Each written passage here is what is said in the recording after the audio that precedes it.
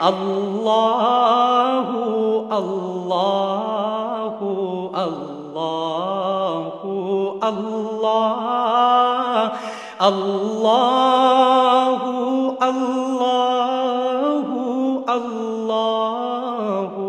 اللہ الحمدللہ رب العالمین والصلاة والسلام علی حبیبہ محمد وآلہ وصحبہ اجمعین۔ اعوذ باللہ من الشیطان الرجیم، بسم اللہ الرحمن الرحیم۔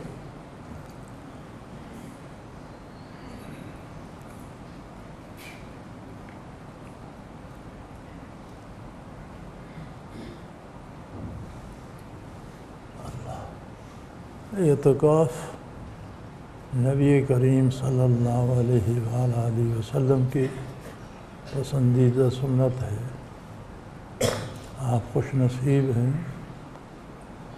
اللہ کریم نے آپ کو نصیب فرمایا، اللہ کریم قبول فرمایا۔ اعتکاف کی روح یہ ہے کہ مخلوق سے کٹ کر خالق کی طرف متوجہ رہا جائے۔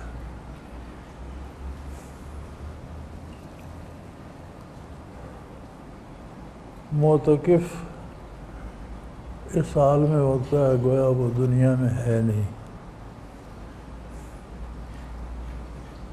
ہر طرف سے کٹ کر صرف اللہ کی طرف متوجہ ہو جانا چاہیے۔ آج کا دور ابتلا کا دور ہے، اور آج کی ایجادات انسان کے دل و دماغ کو پریشان کرنے کا سبب ہیں۔ اگرچہ ان میں سہولتیں بھی ہیں،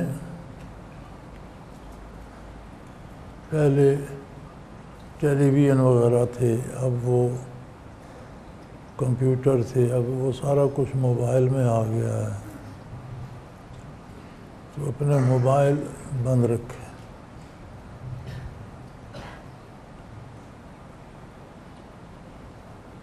جسے گھر کی یا کاروبار کی فکر کرنی ہو وہ اعتکاف نہ بیٹھے، سنت ہے، کوئی فرض عین تو ہے نہیں۔ جو اعتکاف بیٹھے وہ ساری فکریں چھوڑ دیں، اپنے موبائل بند رکھیں، فیس بک وغیرہ یا انٹرنیٹ وغیرہ کھولنے کی ضرورت نہیں ہے۔ یہ ساری چیزیں توجہ کو جذب کرتی ہیں۔ اللہ کے ذکر پر توجہ دیں، تلاوت کریں، کتاب کوئی دینی ہو تو ضرور پڑھیں، مسائل آپس میں ڈسکس کریں، بیان کریں، دینی مسائل، دنیاوی نہیں، دینی مسائل کے بارے میں معلومات حاصل کریں۔ آپ کے پاس ہیں تو دوسروں کو دیں، علماء حضرات ساتھیوں کو بتائیں، یہ سارا اعتکاف کے اندر ہے۔ ضرورت سے زائد بات نہ کی جائے، اور ضروری بات کرنی چاہیے، بالکل چپ رہنا بھی مکروہ ہے۔ بعض لوگ پانی بھی چاہیے ہو تو لکھ کر دیتے ہیں مجھے پانی دے دو، یہ درست نہیں ہے۔ ضرورت کی بات کی جا سکتی ہے، ضرورت سے زائد نہ کی جائے۔ گپ شپ کی اجازت اعتکاف میں نہیں ہوتی۔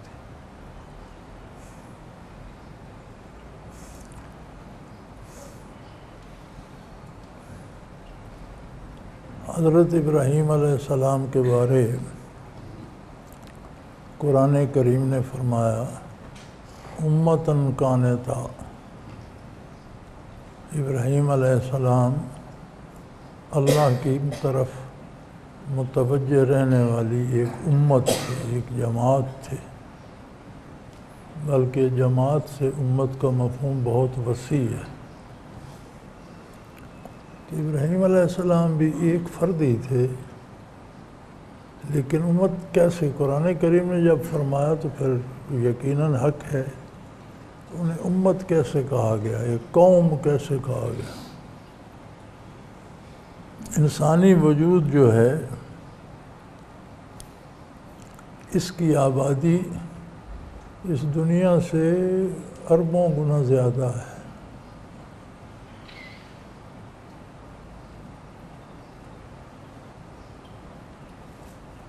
اس وقت دنیا کی آبادی لم سم 6 ارب ہے۔ انسانی وجود کے باڈی سیل جو ہیں وہ 10 کھرب ہیں۔ کہاں 6 ارب، کہاں 10 کھرب۔ پھر ان باڈی سیل پہ موقوف نہیں ہے، آگے ان میں ایٹم ہیں، ایک ایک سیل میں کروڑوں ایٹم ہیں۔ تو اگر ہر باڈی سیل بھی ذاکر ہو جائے، پھر اس کے اندر جو ایٹم ہیں وہ بھی ذاکر ہو جائیں، تو امت بن جاتی ہے کہ نہیں؟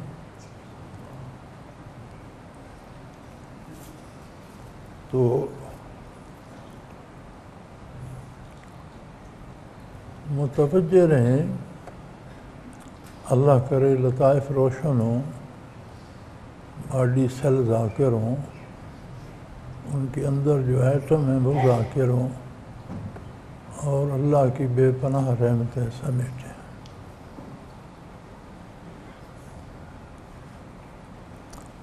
کسی کے پاس کوئی سند نہیں ہے کہ وہ اگلے لمحے ہوگا یا نہیں۔ دنیا ہمیں اپنی طرف مصروف رکھتی ہے، لمبی امیدیں ہم باندھتے ہیں، لمبے انتظام کرتے ہیں، آگے سے آگے، آگے سے آگے، آگے سے آگے جانے کی ہمیں ہوس ہوتی ہے۔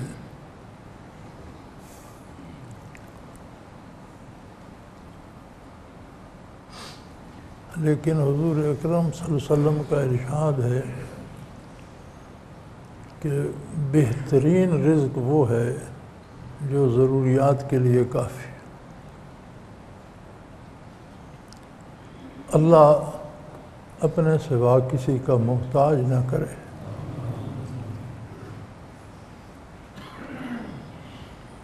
تو ضرورتوں کو جو کفایت کر جائے وہ دولت بڑی دولت ہوتی ہے۔ لیکن آخرت اتنی وسیع، اتنی پائیدار اور ابدی، اتنی خوبصورت اور رنگین ہے کہ وہاں نہ زندگی ختم ہوگی، نہ موت آئے گی، ابد الآباد رہنا ہے۔ تو بہترین کوشش آخرت کے لیے کرنی چاہیے، اور دنیا کا کام بھی جتنا توفیق ہو وہ ضرور کرنا چاہیے۔ دنیا عالم اسباب ہے، اللہ کریم نے ہر چیز کے سامنے سبب کا پردہ بنا دیا ہے، اور اسباب اختیار کرنا، جائز وسائل اختیار کرنا عبادت ہے۔ حلال رزق کمانا بھی فرض ہے، اسے شریعت کے مطابق کمایا جائے اور شریعت کے مطابق خرچ کیا جائے۔ لیکن یہ ضروری نہیں کہ ہر بندہ کروڑوں جمع کر لے۔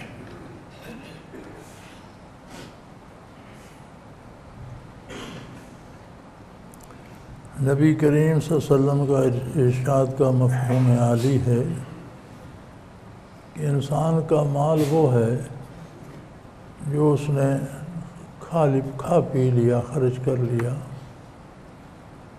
یا پھر اللہ کی راہ میں خرچ کر دیا۔ باقی جو کچھ ہے وہ وارثوں کا ہے، اس کا اپنا وہی ہے جو اس نے آخرت پہ لگایا یا اپنی ضروریات پہ خرچ کیا تو باقی تو رہ جائے گا۔ تو انسان دنیا اس لیے کہتے ہیں کہ یہ قریب تر ہے، مادی آنکھوں سے نظر آتی ہے اور حواس سے محسوس ہوتی ہے۔ آخرت مادی آنکھوں سے نظر نہیں آتی، حواس ظاہری سے محسوس نہیں ہوتی، وہ نور ایمان سے نظر آتی ہے۔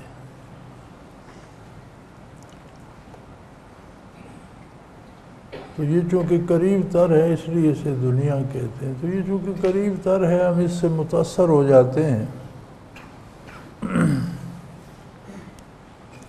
ہم میں سے ہر کوئی موت کے کنارے کھڑا جی رہا ہے، کوئی بھی جھونکا ہوا کا، کوئی بھی پاؤں کی لرزش موت کی وادی میں دھکیل سکتی ہے۔ تو یہ تو بڑی خوش نصیبی کی بات ہے۔ کتنے احباب پچھلے رمضان میں تھے جو اس وقت نہیں ہیں، ہم میں سے کتنے ہیں جو اس وقت ہیں اگلے سال شاید نہیں ہوں گے۔ تو یہ خوش قسمتی ہے کہ اللہ کریم نے توفیق عطا کی، وہ دور تک بھری ہوئی مسجد دیکھ کر اللہ کا شکر ادا کرتا۔ اللہ کریم نے توفیق بخشی تو اسے پوری احتیاط سے، پورے اس کے قواعد سے علماء حضرات تشریف رکھتے ہیں۔ مزید تفصیلات حضرات سے پوچھیے اور اس کے مطابق اپنا وقت گزاریے۔ اللہ کریم سب کا اعتکاف قبول فرمائے۔ الحمدللہ رب العالمین والصلاة ربنا تقبل منا انك انت السميع العليم وتب علينا انك انت التواب الرحيم اللهم ربنا نور قلوبنا بنور المعرفة والإيمان اللهم ربنا سلنا أمورنا في ديننا ودنيانا اللهم ربنا لا تقتلنا بغضبك ولا تهلكنا بعذابك واعف عنا قبل ذلك اللهم ربنا لا تسلط علينا من لا يرحمنا أنت ولينا في سفرنا وحضرنا في مالنا وأهلنا أنت ولينا في الدنيا والآخرة توفنا مسلمين وألحقنا بالصالحين اللهم انصر الإسلام والمسلمين اللهم أيد الإسلام والمسلمين اللهم أعز الإسلام والمسلمين إنك على كل شيء قدير وصلى الله تعالى على حبيبه محمد وآله وصحبه برحمة اللهم صل الله الله الله الله الله الله الله الله حضرت امیر محمد اکرم آوان مد ذلہ العالی دارالعرفان منارہ ضلع چکوال میں سالہ سال سے قرآن و حدیث کے اوپر خطابات کر رہے ہیں اور سلسلہ نقشبندیہ اویسیہ کے مطابق لوگوں کو ذکر الہی کی تربیت دے رہے ہیں۔ وہ قرآن پاک کی تفسیر ترتیب وار بیان کر رہے ہیں۔ تفسیر قرآن کو وہ موجودہ ملکی اور بین الاقوامی حالات کے مطابق بیان کرتے ہیں۔ موٹر وے سے کلر کہار کے انٹرچینج سے نکلتے ہوئے کلر کہار کی جھیل سے ہوتے ہوئے میانی، بوچھال اور نور پور سے گزرتے ہوئے دارالعرفان منارہ پہنچ سکتے ہیں۔ حضرت امیر محمد اکرم آوان نے بچیوں اور بچوں کی دینی اور دنیاوی تعلیم کے لیے سقارہ اکیڈمی کے نام سے ایک درسگاہ بھی قائم کی ہے، جس کا افتتاح ملک پاکستان کے صدر جنرل محمد ضیاء الحق نے اپنے دست مبارک سے کیا تھا۔ وہ تمام احباب جو اسلام کی طلب رکھتے ہیں ان سے گزارش ہے کہ دارالعرفان منارہ ضلع چکوال میں امیر محمد اکرم آوان صاحب کے خطابات سے مستفید ہوں۔ وہ ہر جمعے کو نماز سے پہلے بیان فرماتے ہیں۔ ہر ماہ کی پہلی اتوار کو ماہانہ اجتماع ہوتا ہے جس میں آپ خصوصی خطاب فرماتے ہیں اور پاکستان کے چاروں صوبوں سے احباب اس اجتماع میں شرکت کرتے ہیں۔ اس کے علاوہ یہاں سال میں 2 مرکزی اجتماعات بھی ہوتے ہیں، ایک رمضان المبارک میں اعتکاف کا اجتماع اور دوسرا جولائی اور اگست میں 40 دن کا اجتماع ہوتا ہے جس میں روحانی تربیت کی جاتی ہے۔ اپنا خون سیماب دے کر اتنا ہم کر جائیں گے، نام آقا کا چمن میں پھر رقم کر جائیں گے۔